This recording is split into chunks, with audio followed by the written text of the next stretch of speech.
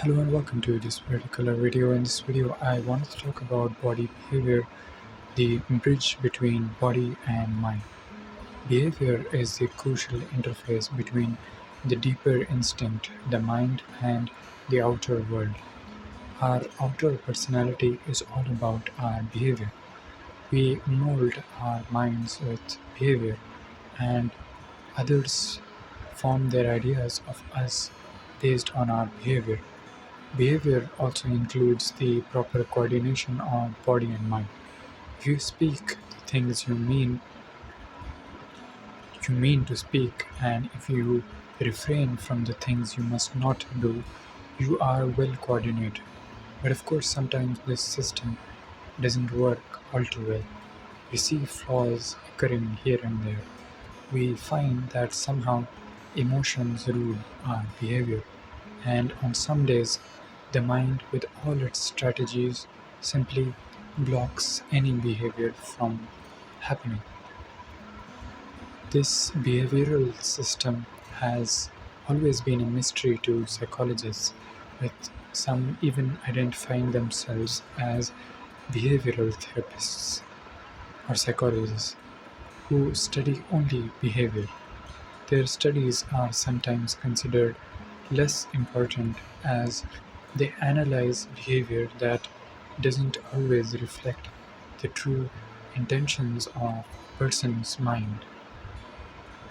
For example, behavioral psychology can help us understand the actions behind sales and marketing strategies in a large supermarket, but it cannot precisely uncover the truths of the mind, because the latter is of a more serious kind, and hence behavior lies somewhere between what we mean to do and what we actually do.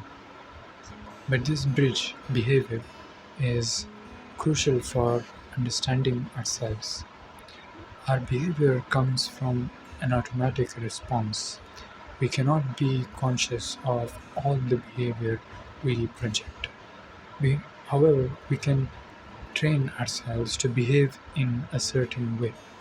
This training requires experience, not mere repetition of formulas or theory. It requires intense, fully involved experience, and only when experience is part of this training can the behavior truly change over time. For example, you walk into a shopping mall and a salesman applies his famous sales trick on you. If you haven't experienced this kind of tactic before, your behavior will likely be the same as that of the 90% of people who respond or fall automatically, and you'll react on autopilot. Click and whir responses, as Robert Cialdini, a famous marketing specialist and behavioral psychologist, writes in his book Influence. We tend to have many behaviors that are blind in nature.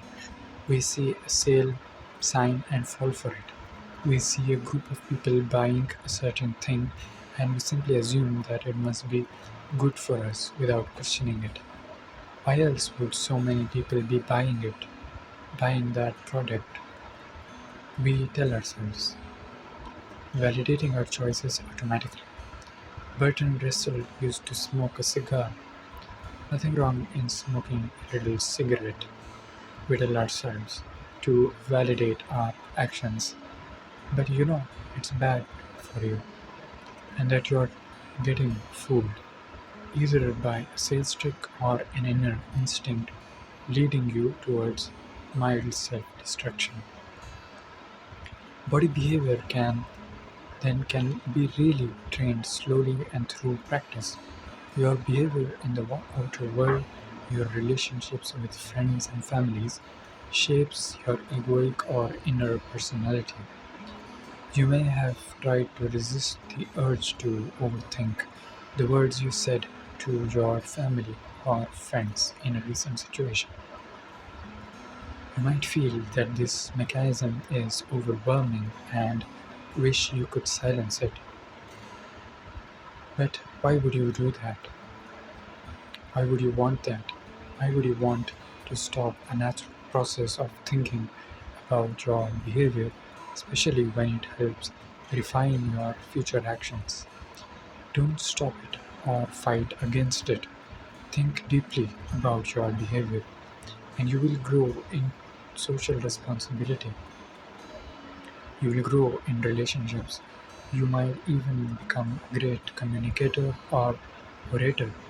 So, the fact that you think about your behavior means that it's not entirely in your control yet, but it can come under control with patience and the practice of body bodily awareness.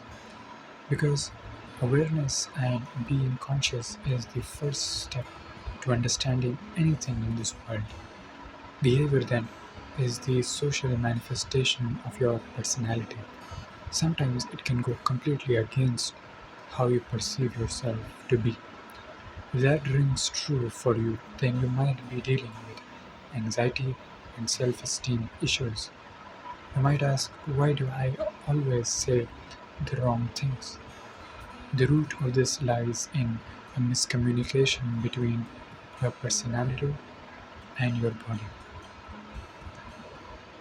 One can imagine himself as a king, but that does not necessarily mean he will act like one, not unless he starts behaving like a king. One can read about the behaviors of kings and still act in a very unkingly manner. Every action of yours must be done with awareness. You must practice awareness. Observe whether the movement of your eyes align with your intentions. Look at yourself in the mirror. Notice how you respond, how your hands move, how your face appears when you talk. This might sound like the words of a perfectionist, but you don't need to be a perfectionist. You simply need to be aware and mindful, and you will begin to align with your higher self. And your movements and expressions, it need not be like mine or anyone else's who practices awareness. Your movement will be uniquely yours. Coming to posture, a straight spine is a sign of an intelligent man. And of course, by intelligence here, I mean a man who is wholly intelligent in terms of relationships with others, as well as intelligent in the matters of financial responsibility, being a leader perhaps, or a president. And so, straightening your spine, you are naturally allowing the energy to flow through it fluently and optimally. The other aspect of it is, if you observe the way our chairs are designed, if you sit in a chair which is relaxing, you will see that your mind is naturally relaxed, whereas a chair with an erect support will make you work more efficiently and be more focused.